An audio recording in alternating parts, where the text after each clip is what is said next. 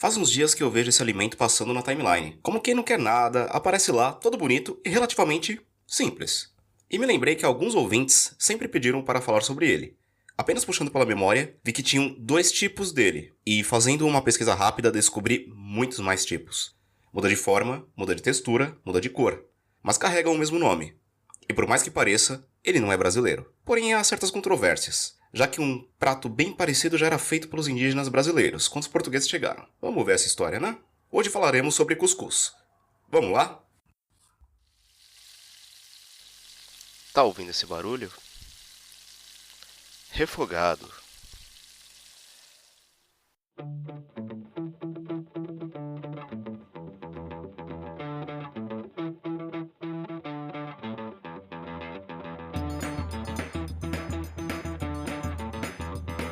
O cuscuz é um prato do povo berbere, que historicamente habita o noroeste da África. Esse povo hoje em dia não se distingue através de raça, já que é multiétnico, mas através de língua, já que o idioma berbere é falado por muita gente ainda hoje. Historicamente, nem a invasão romana e nem a árabe marcou tanto a língua deles, mas é importante frisar que na época eram todos mouros. Voltando ao cuscuz, original dos berberes. Ele é preparado com sêmola de cereais, principalmente o trigo. Aí se junta essa sêmola com água até formar pequenos grãos. Aí está o cuscuz, digamos, cru. Uma vírgula aqui. A sêmola é basicamente um cereal processado no moinho, mas que sua moagem é feita incompleta. Por isso a sêmola parece uma farinha mais grossa. O preparo tradicional desse prato se dá cozinhando no vapor em uma panela especial chamada cuscuzeira, como o cuscuz nordestino é feito até hoje. Originalmente se serve com um guisado de vegetais, mas que pode também conter carne e peixe. Esse prato tem um status de prato nacional na Tunísia, onde é servido com carne de carneiro e frutos secos, na Argélia e em Marrocos, onde o cuscuz mais popular é servido às sextas-feiras com um molho de 7 vegetais ou em dias de festas, com um molho à base de amêndoas, especiarias e cebola caramelizada, sendo essa receita mais doce. Olha aí, cuscuz doce. Historicamente, o cuscuz é de origem berbere e com o tempo foi sendo levado pela Europa até chegar em Portugal. E no século XVI, já tinha o status de comida diária, assim como o arroz. E com a colonização, os tugas descobriram que os índios brasileiros tinham preparos muito semelhantes do cuscuz, usando os produtos daqui, como a mandioca, o milho e o coco. E acabaram dando o mesmo nome para isso. Numa citação livre do padre José de Anchieta, fazem farinha que fica como cuscuz de farinha de trigo. Basicamente, deram uma de americano, onde chamam tudo de berry. Você já percebeu isso?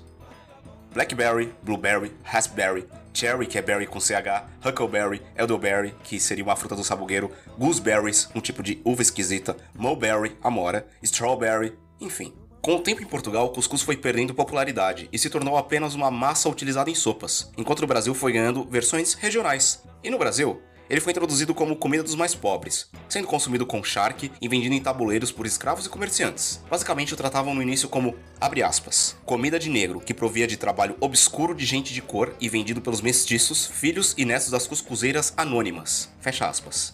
Essa citação, carregada de racismo e ignorância, já mostra como foi construída a história e cultura brasileira, impedindo o crescimento social e histórico dos negros no país, e relegando ao obscurantismo tudo o que era feito pelos negros da época. Eu vejo e sinto ecos dessa ignorância cruel até hoje. Porém, são nessas versões brasileiras que viajaremos, começando pela que acho que é a mais popular e consumida, o cuscuz nordestino. Sua base é feita de milho e se faz numa panela chamada cuscuzeira, como eu já disse, onde embaixo se coloca água e em cima cuscuz, a ser hidratado pelo vapor dessa água. No Nordeste, se come desde o café da manhã ao almoço e na janta. Puro, com manteiga, com requeijão nordestino. Não tô falando daquele requeijão de pote, branquinho e cremoso, que vende no mercado.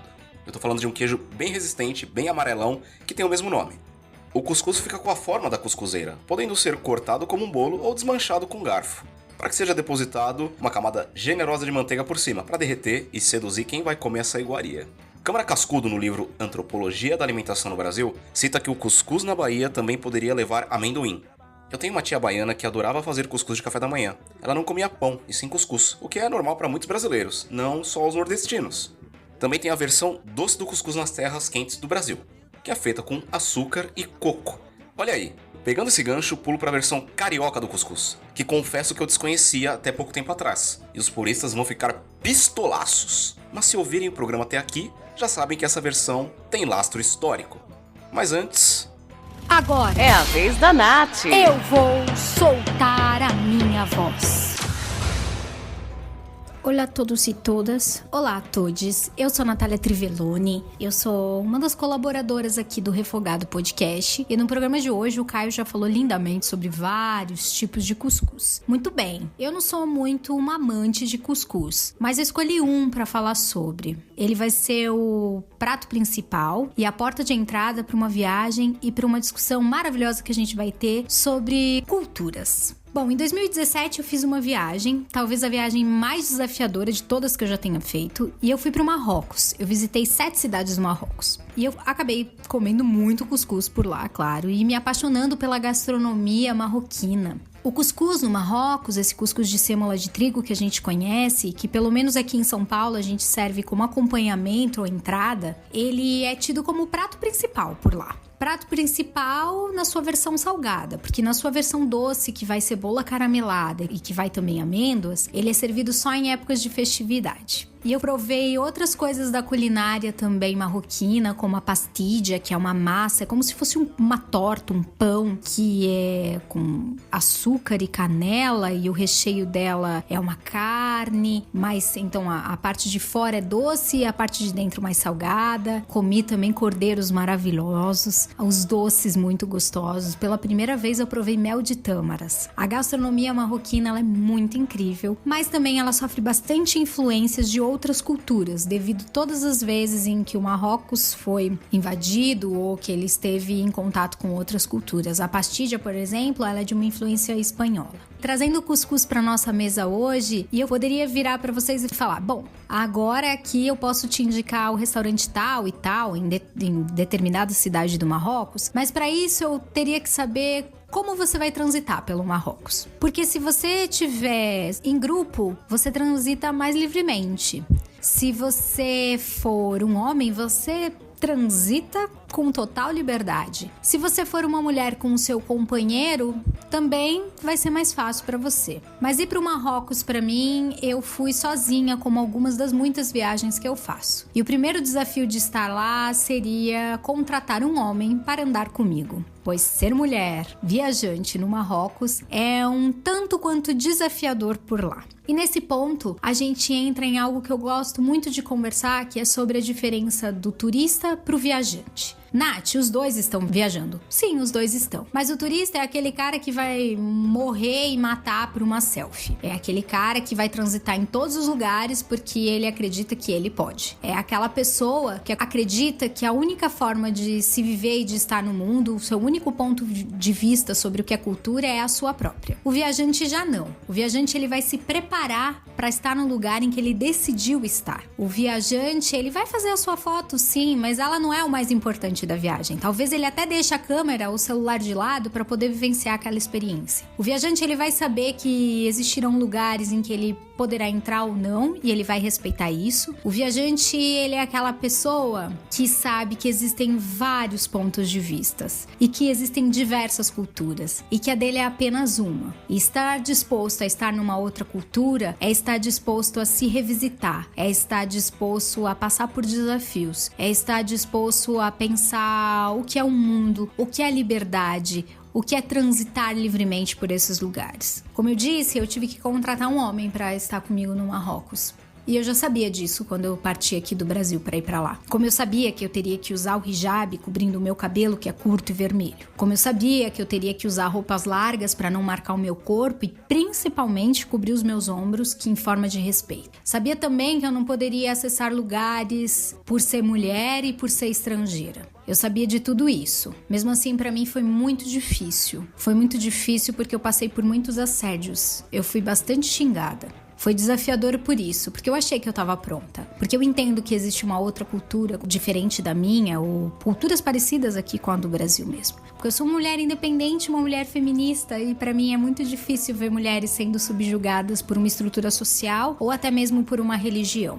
Ser viajante não significa que também a gente compactue com todas as coisas, com todas as violações de existências e de direitos. O viajante, ele vai estar sempre do lado da liberdade, respeitando. Não adianta você dizer que você vai libertar um povo trazendo mais violência, trazendo mais ditadura, trazendo formas de imposição. Não adianta. O viajante, ele sempre vai procurar uma melhor forma de estar naquele lugar e de lutar pela liberdade daquele lugar. Por mais que as mulheres se cubram, também acho que muitas vezes, e sim, é uma realidade, é subjugado pela religião e pela cultura, é de direito delas escolher se elas querem estar um lenço. Eu não posso chegar lá e tirar o hijab delas. Não é um direito meu. Eu não seria uma mulher que apregou a liberdade se eu arrancasse um lenço daquela mulher. Mesmo se muitas vezes eu acredite que isso é um símbolo para subjugá-la. Eu vou estar mostrando algumas coisas para ela, alguns pontos de vista, e é a escolha dela. A escolha dela de conhecer outras formas e o direito de escolher. Uma mulher que tem o direito de escolher, ela é livre, mesmo que ela use um hijab. Malala tá aí pra mostrar isso pra gente. Então, a minha viagem ao Marrocos foi desafiadora enquanto mulher. E me mostrou muitas coisas. Me mostrou como a gente tem que estar disposto a estar com o outro. Como o mundo funciona de diversas formas, de diferentes línguas, de diferentes sabores. Quando eu falo do Marrocos, eu não fico pensando só que eu estive coberto o tempo todo, que eu tinha que chegar na porta de um lugar e perguntar se eu poderia tomar um café estando sozinha, porque teve uns momentos que eu me rebelei também, eu saí sozinha por lá. Mas eu lembro dos sabores, eu lembro das cores, eu lembro das pessoas que também me acolheram. Há quem diga que o cuscuz marroquino ele nasceu dentro da cultura berbere, que é um povo ancestral lá do Marrocos. Eu estive em contato com alguns deles. Eu fui maquiada, fiz uma maquiagem linda, eles me fizeram uma maquiagem linda nos olhos. E eu fiquei encantada, né? Com essa e com tantas outras coisas e bonita daquela cultura. A minha proposta de hoje é a próxima vez que você for comer um cuscuz marroquino, você pensar quantos pontos de vista existem e de qual liberdade a gente está falando. E de qual cultura. E que mesmo quando a gente está disposto a estar com o outro, a estar em outros lugares, a gente tem que entender que muitas vezes a gente vai ser afetado por algumas coisas que a gente acreditava estar preparado e não está. Só estando lá para sentir. Só estando lá para se entender e entender a identidade de um povo e a sua própria identidade. Só estando lá. Essa é a minha contribuição sobre o cuscuz marroquino, que eu aprendi a comer com mais afetividade e doçura depois que eu estive no Marrocos, porque eu cresci muito como mulher e como pessoa e como viajante. Obrigada, até a próxima. Voltando, lembra no início que eu falei que o cuscuz pode ser feito de farinhas diversas, não só de milho? Pois bem, o pessoal da Terra da Beleza e do Caos consome muito a versão doce do cuscuz, feita de farinha de tapioca. Essa mesma provinda da mandioca. O cuscuz carioca, também conhecido como cuscuz doce, leva leite, tapioca, como eu já disse, coco ralado e leite condensado. Olha, eu olhei as fotos na internet e pra mim tem uma cara ótima. Eu quero provar qualquer dia desses. A diferença é que ao invés da cuscuzeira, ele é feito em uma forma de pudim. E aí que vem a porradaria, meus amigos, porque o cuscuz paulista também usa a mesma forma de pudim. E é salgado. A conclusão de termos gerou essa guerrinha entre os povos. Mas tudo é cuscuz, minha gente, certo? Vou tentar destrinchar a história do cuscuz paulista e por que ele parece diferente dos outros.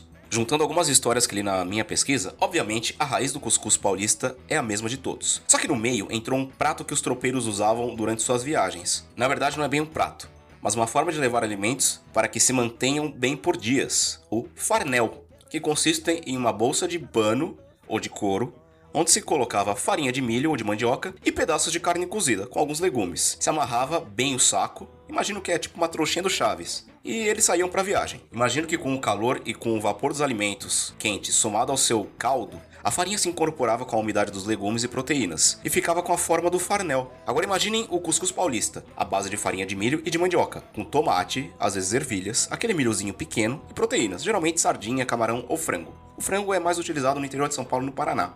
Tudo feito na forma de pudim. Pode-se dizer que é uma evolução natural dos farnéis dos tropeiros que viajavam nas regiões de São Paulo, Paraná e Minas Gerais. Então, para terminar essa briga idiota, galera, é tudo cuscuz. Come o que mais te agrada e corre pro abraço. E para finalizar, duas curiosidades.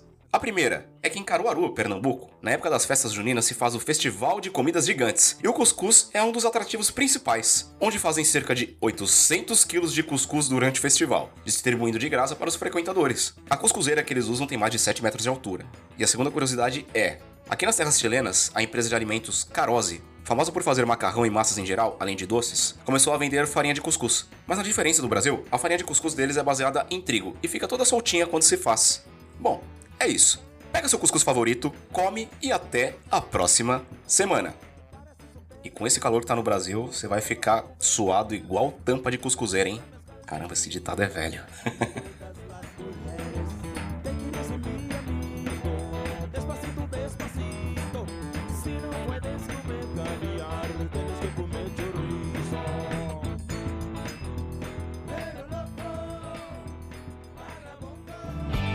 Olá, ouvintes do Refogado Podcast. Conheça nosso site refogadopodcast.com e deixe seu comentário no post do episódio. Ou ainda, envie seu e-mail para contato@refogado.com. Siga também o Caio no Instagram, o Caio San, e no Twitter, o Caio San, tudo junto. E é claro, apoie o Refogado Podcast conhecendo as metas e os sorteios que serão feitos entre os padrinhos no padrinho.com.br/refogado.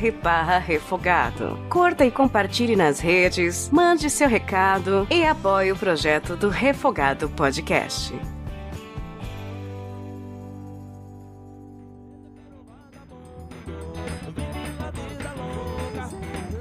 Recadinhos, meus princesos e princesas. Pensou que não ia dar mais recado? Mas eu lembrei. Pessoal, eu queria agradecer a todos os padrinhos do Refogado. Eu enviei para cada um dos que já haviam feito a contribuição e já tinha caído o pagamento o prêmio correspondente à contribuição que eles fizeram.